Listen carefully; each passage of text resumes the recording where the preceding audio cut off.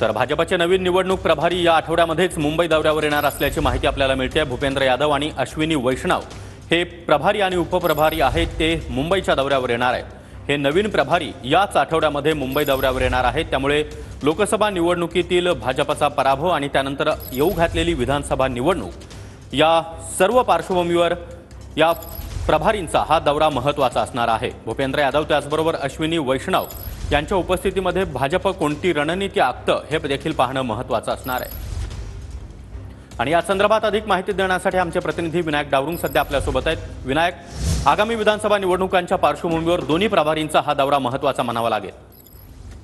बरोबर आहे। नवीन प्रभारी जे आहेत ते भाजपकडून नेमण्यात आलेले आहेत। केंद्रीय मंत्री दोन्ही आहेत, भूपेंद्र यादव आणि अश्विनी वैष्णव जे आहेत ते मुंबई दौऱ्यावरती या आठवड्यात येणार आहेत आणि संपूर्ण विधानसभा निवडणुकीची रणनीती भाजपची पुढील काळात कशी असणं गरजेचं आहे त्याचा आढावा जो आहे तो घेतला जाईल। कारण आपण जर पाहिलं तर राज्यामध्ये लोकसभा निवडणुकीमध्ये भाजपला दारुण पराभव जो आहे तो सहन करावा लागला होता आणि त्यामुळे आता केंद्रातील वरिष्ठ नेत्यांनी याची दखल घेतलेली आहे आणि केंद्रातले जे प्रभारी आहेत ते आता राज्यात येतील आणि हा संपूर्ण आढावा जो आहे तो घेतला जाईल। पुढील काळात कशा पद्धतीनं रणनीती आखणं गरजेचं आहे, काय मुद्दे घेऊन समोर जाणं गरजेचं आहे, या बाबतची चर्चा जी आहे ती यामध्ये या संपूर्ण आढावा बैठकीत किंवा दौऱ्यात होऊ शकते।